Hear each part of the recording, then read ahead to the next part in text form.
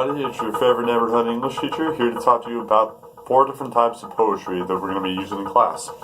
So the first I want to talk about are haikus, and haikus are 3-line stanzas that have a total of 17 syllables. Traditionally, haikus follow a 5-7-5 pattern, which means that in the first line of the stanza you're going to be using 5 syllables, and the second line you're going to be using 7, and the third line you're going to be using 5. But as long as the total amount of syllables adds up to 17, you can format your stanza in any way that you choose. You can do a 6-8-3 pattern, for example. So as long as it hits 17, you're good to go. As you can see here from our example from Matsuo Basho, here we have an old silent pond. A frog jumps into the pond. Splash. Silence again. There's an example of a 5-7-5 pattern. As you can see from here, these poems are short, direct, and rely heavily on imagery, so be aware of that when you're creating your haikus. The next type of poem that we're going to be talking about is called a limerick. And a limerick is a 5-line stanza following an AABBA rhyme scheme. These poems adhere to a specific accent pattern, and here I have it written on the sheet with these dashes and slashes. So the dash marks mean a heavily syllabled or a heavily accented syllable, and the slashes mean a weaker accented syllable. So I'll just kind of do it as an example. Da da da da da da da da da da da da da da da da da da da da. So you can kind of see what I'm talking about here, and we'll be able to see it better with the poem that we have here from Edward Lear's Book of Nonsense. So here we have, there was an old man with a beard, who said it was just as I feared.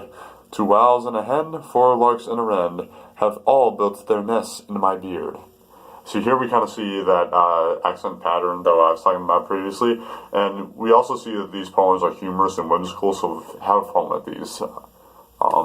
Yeah, have fun with them, they're fun to write.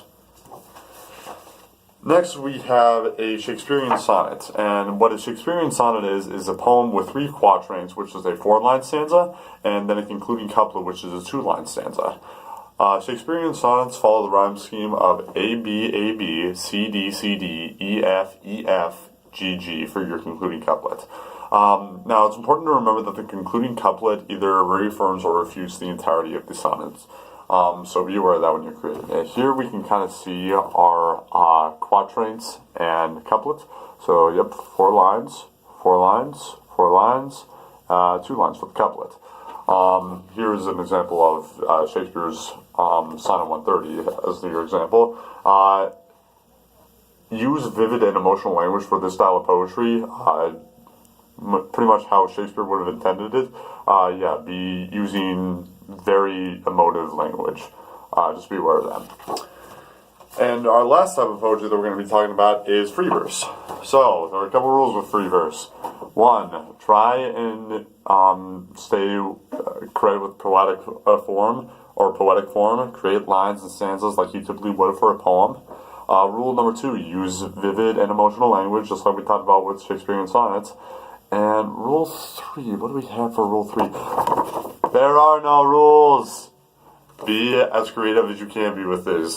Free verse is a very fun, very imaginative type of poetry, so have fun with this, guys. So those are the types of poems that I want you guys using within this next lesson. So have fun with it, guys. Stay gold.